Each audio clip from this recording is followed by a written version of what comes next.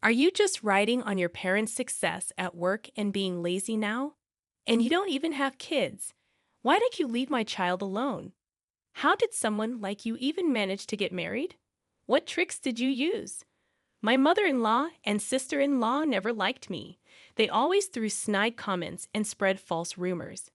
I'm Karen Williams, 35, married to John, who's turning 37 for 7 years. Since my dad passed away 6 years ago, we've been living with my mom. John is kind, and we get along well. Despite a peaceful home, my career has had its ups and downs, causing me stress. After college, I initially worked at my dad's company, but it wasn't the right fit. In the first year of marriage, I switched jobs, and it was a tough decision then, but I'm glad I made the change. I have 2 brothers who stuck with our father's company. Given my family background, it seemed natural for me to join eventually. The company specialized in electrical engineering, so I pursued and completed my degree in that field before joining my father's business. Since my whole family worked there, I never doubted that was my future. When I started, there were rumors that I got the job because of my father, which hurt. Colleagues distanced themselves when they knew I was the CEO's daughter. No matter how hard I worked, it was seen as riding on my parents' coattails, frustratingly similar to what my brothers faced. I worked hard to prove them wrong, climbing the ladder of success. My boss, despite being the CEO's daughter, was strict, ensuring my promotions were due to my efforts. However, achievements were tainted with accusations of favoritism, which got me down. After 3 years, I met my husband at work, disliked by female staff due to his competence, personality, and substantial income. We had met before at bookstores and libraries, chatting occasionally. It was a surprise when we ended up working together. Our shared love for reading quickly blossomed into a relationship, causing jealousy and gossip among my coworkers. During our time together, I met my husband's family, but my mother-in-law and sister-in-law disliked me. They'd make snide remarks about my supposed easy life and job privileges due to my father. They believed I coasted through life on my parents' success, enjoying a high salary because of them. However, my father, despite being kind-hearted, is strict at work and doesn't mix personal matters with business. He doesn't play favorites just because I'm his child. If I didn't have the skills, he wouldn't have hired me. I respect my father's judgment, and it frustrates me when others belittle it unreasonably. My mother-in-law and sister-in-law, especially the latter, criticize me for supposedly riding on coattails and resent my close relationship with my husband. They question how someone like me got married, implying I used tricks. My sister-in-law, dressed impeccably in high-end fashion, turns heads, but her sharp personality leads to short-lived romances. I later learned she confessed her feelings to my brother in college, but was turned down. During a family gathering, they recognized each other, and my brother shared this story with me. As his sister, I know he's earnest, hardworking, and considerate, with a flair for fashion that makes him popular with the ladies. My sister-in-law's frustration from being rejected seemed to make her harsher towards me. So, I decided to maintain some distance, especially when it was just my mother-in-law and sister-in-law around. Whenever I visited my in-laws and had tea, it tasted strange, as if something had been added intentionally. It wasn't obvious, but it seemed like my mother-in-law was serving unpleasant food to harass me. Initially, I thought it might be my imagination, but when she smirked and ridiculed me for not appreciating the taste, I realized it was deliberate.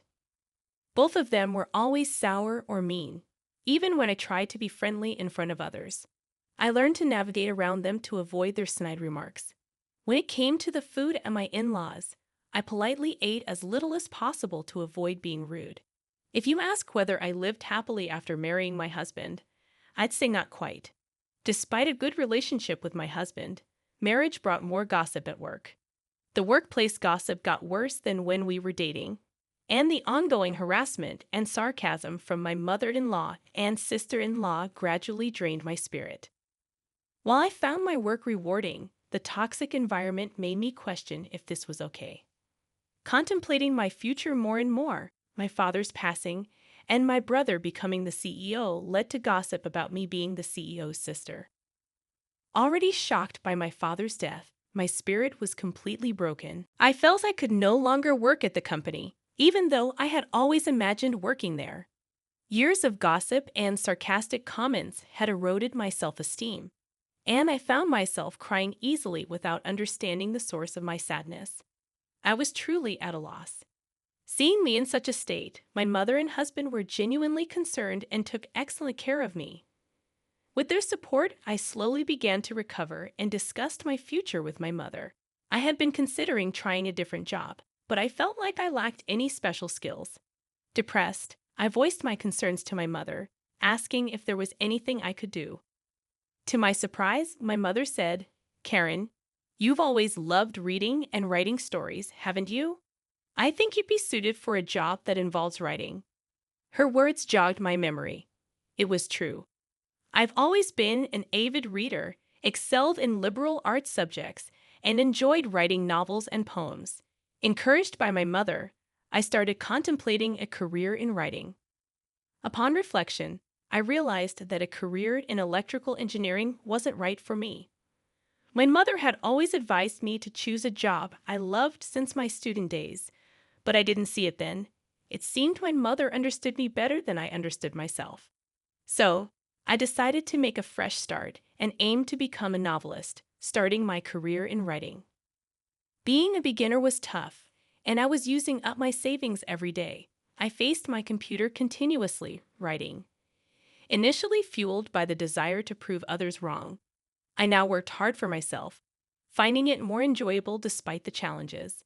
I dedicated most of my day to crafting stories, and by the second year, I was earning about as much as an average office worker. In the fourth year, one of my novels won an award and got published, allowing me to sign a contract with a publishing house, ensuring a stable flow of work. By the fifth year, thanks to a hit novel, I was earning more than my husband. My novels were even adapted into comics and dramas, ensuring a steady income. The journey was tough, but working as a novelist made me realize that my previous jobs weren't the right fit for me. However, my success wouldn't have been possible without the support of my mother and husband. As for my mother-in-law and sister-in-law, they doubted my success when they heard I became a novelist, making snide remarks about leeching off my husband. After my father-in-law passed, their comments worsened. Working mostly from home, they called me a nerd due to our high-rise luxury condo, assuming my husband covered all expenses. They believed I didn't contribute financially, despite explaining that the condo was my inheritance, and I split living costs with my husband. They continued their comments behind his back, adding stress to the situation. They'd also made rude remarks about me not having children, which started at 30 and has become increasingly tiresome as I approached 35 without any expectations. I faced discomfort from two individuals despite repeatedly explaining work matters to them. Seeking advice from my mother and husband, I decided to address the situation early on, learning from past experiences. Apart from my mother, as the two were part of my husband's family and behaved decently in front of him, I conveyed things to him in the gentlest terms possible. I told him he didn't have to deal with those two, and I would handle meetings or communications with them. Understanding my emotional struggles during the backbiting period, he tried to minimize my interactions with them out of concern. Thanks to his support, the instances of being subjected to their snide remarks lessened, though there were still moments when their malice affected me. Knowing I had allies in my mother and husband helped me quickly bounce back. Regarding the issue of not having children, my mother, who had me at an older age, assured me there was no rush. She shared that I had been born later in her life, so there was no need to worry. I decided not to stress about it too much and wait patiently. Considering my workload, the negativity from those two, and the feeling of being rushed, I thought it wouldn't be the right time to have children. Despite occasional snide remarks from the two, my mental state was more stable than when I worked at the company. Living peacefully in the well-designed and well-located house my father left us, I enjoyed a happy life with my mother and husband. The shared facilities, including gym equipment and workspace, allowed me to exercise and take breaks during work, making everything run smoothly. However, one day my mother, who had been energetically working, suddenly collapsed and passed away from a stroke. She had gone to work as usual that day, seemingly healthy with no chronic illnesses. I sent her off with a smile in the morning, never expecting this turn of events. Stunned, I rushed to the hospital, but she had already passed away. Seeing her, looking as if she had just fallen asleep, disbelief washed over me. As I arranged for her funeral, my feelings finally settled down, and I quietly cried, unable to believe she was gone so suddenly. My husband, aware of how lively my mother was in the morning, also cried in disbelief. With a close and long relationship with her, he mourned her loss as well. Amidst our sadness, we prepared for the wake and funeral, managing the reception as acquaintances came by to mourn. Witnessing the outpouring of love for my mother was consoling. My mother-in-law and sister-in-law, acting somber in my husband's presence, approached me when he was busy with others. Insensitively, they whispered, "With your mother gone, it's going to be tough. And since we're family, no need for condolence money, right? I won't give a dime to a gold digger like you." Their lack of compassion shocked me, but before I could respond, my husband intervened, and they quickly pretended to be sad and left. Despite their audacity, I chose to focus on mourning my mother rather than dwelling on their rudeness. Back home after the funeral, grief overwhelmed me, and I felt listless. Memories of my mother flooded back, making the sense of loss unbearable. Despite the busy funeral preparations, the sorrow intensified once I returned home. The vibrant image of my mother made the grief even more poignant, and I found myself crying again. While deep in grief, a rational part of my mind knew I couldn't afford to stay this way. With a deadline looming, I had manuscripts to write, and the understanding of the publishing house had its limits. In honor of my mother's support for my career, I resolved to calm my grief and get back to normal. Amid this resolve, a call from the front desk informed me of my mother-in-law and sister-in-law's unexpected visit. Uncertain of their intentions, I reluctantly decided to meet them, hoping for a distraction. As we went downstairs to greet them, puzzled by their sudden appearance, they announced, "We're going to be living in your house from today, so show us around, please. And since this is our home now, you, a stranger, need to leave right away." Stunned, we couldn't comprehend their words. Instead of discussing the matter elsewhere, they demanded a tour of the house immediately. Perplexed, my husband suggested heading to a nearby store for a discussion. However, they insisted on being shown around the house, causing a commotion that drew the attention of other residents. To avoid causing a scene, my husband persuaded them to go to a nearby diner. Over drinks, we listened to their absurd story, and the sheer ridiculousness of it all made my earlier sorrow momentarily vanish. They believed the high-rise condo belonged to my husband and insisted that, since my mother had passed away, we should all live together.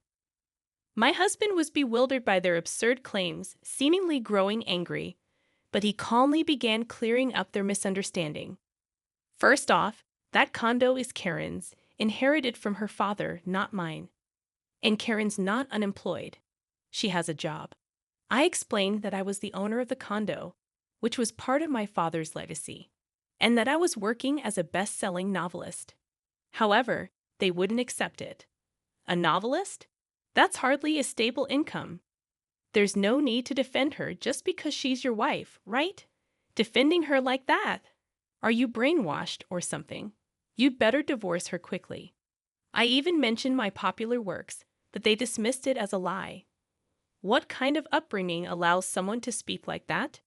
Didn't your mother teach you anything? You'd be better off not telling such lies. Ridiculed about my mother and my work, I was getting steamed. I had been patient, but it was time to speak up.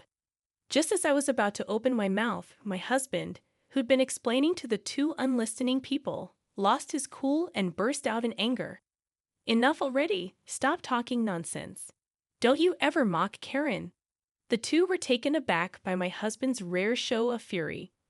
"We've explained it time and again. How many times do I need to say it for you to get it? Karen isn't half-heartedly pursuing her writing career.